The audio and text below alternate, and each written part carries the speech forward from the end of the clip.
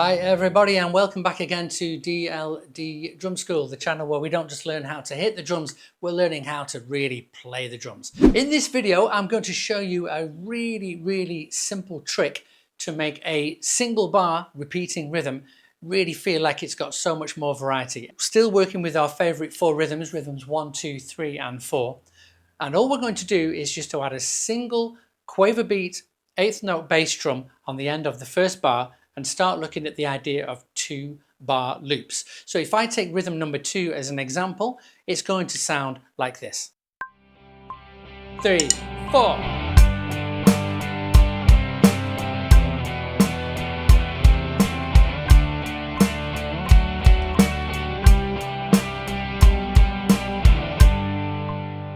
So the idea is going to be exactly the same for any rhythm that we play.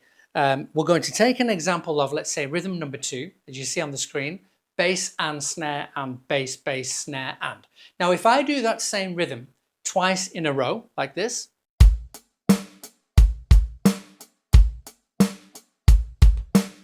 it's good, but you can hear with your ears that it's the same thing that's been repeated individually over and over and over again.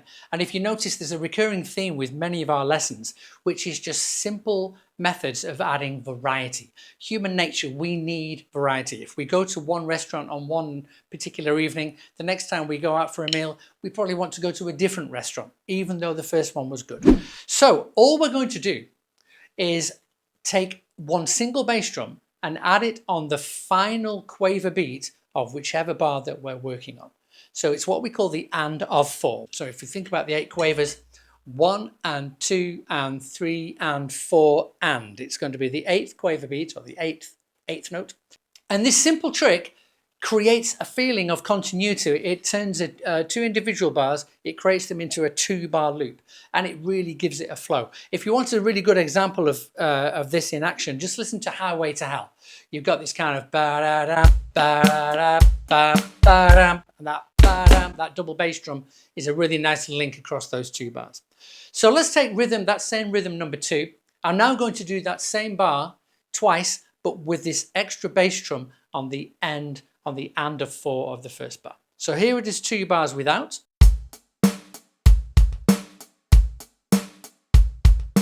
And now with that link.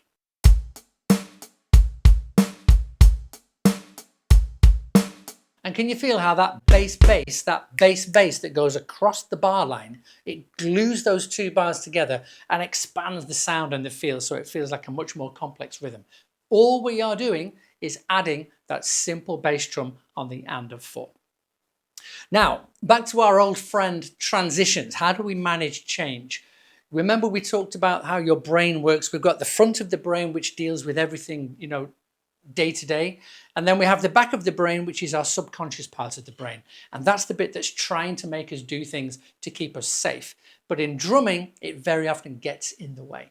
So remember back to this basic idea of say what you see. You can see the 2-bar loop on the screen now. I want you to practice this, and don't be surprised if the subconscious back of your brain tries to resist playing this additional bass drum. It's not going to like it. And the reason why it's not going to like it is because it's different. And remember, we always say it's not necessarily difficult because it's difficult because it's different. So embrace the difference. Let's have a look at the 2 bars and just get used to the idea of saying it first of all. Say it with me now. Bass and snare and bass, bass, snare, bass, bass and snare and bass, bass, snare and. And if you look, we've got this bass, bass. We've got 2 quaver bass drums going across the bar line. Those 2 bass drums are actually as close together as the pairs of bass drums that you see within the bars themselves. But psychologically, the back of the brain, it's not going to like it.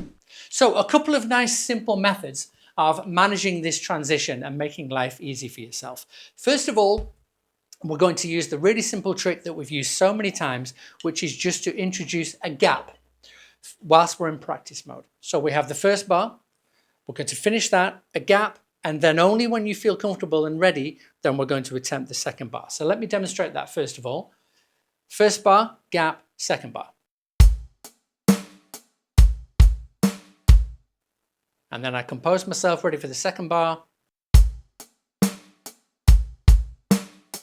So introduce that gap. If it goes well, as always, reduce the gap. If it's not so good, increase the gap in practice mode until it feels comfortable.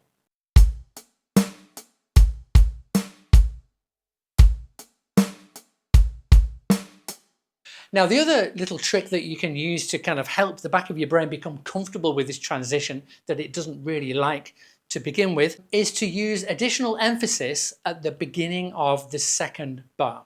So if you look at the way that the music is written down, we have a bass drum. Our new bass drum is now at the end of the first bar. And then we have a second bass drum, which is at the beginning of the second bar. So a little trick, if you emphasize and what we call accentuate the second of those bass drums, hit it a little bit harder just to begin with. It kind of jolts your brain and reminds your brain that the second of those two bass drums is the beginning of the second bar.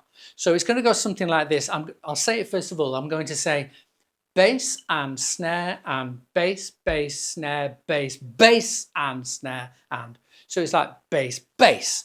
So gentle on the first one, harder on the second one. It jolts your brain into realizing that that second bass drum is the beginning of the second bar. Bass and snare and bass, bass, snare, bass, bass and snare and bass, bass, snare and. So that bass, bass, just temporarily to remind yourself where that transition is. Now this technique, when you start now to apply this to the real world, it's such a useful method to add this variety. And what I want you to start to do now, step number one is get used to just doing those two bars with rhythm number 2. It's always our go-to rhythm. And then let's see what this sounds like when you apply it to all 4 of our introduction rhythms. I'll do it with rhythm number 3.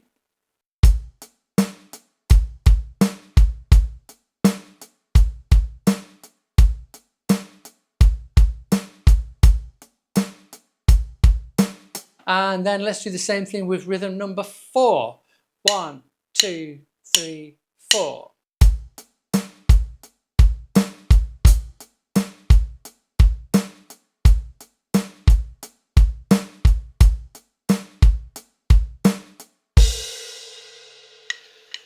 And the other thing I want you to notice just to finish off here is, like with everything, when we learn something new, when you're in practice mode, do it as much as you want. But when you're in performance mode, just be really careful on the drums not to overdo it. So what I want you to notice there is I applied the bass across the bar line the first time round, but when it came to the next transition, I left it out. So it's like, do it one time, then don't do it, then do it, then don't do it.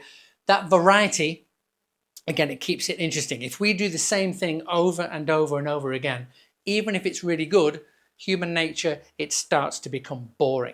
So think about the idea of variety. Golden number 3, again, as always, make sure it fits in. Keep your audience on their toes and keep them interested.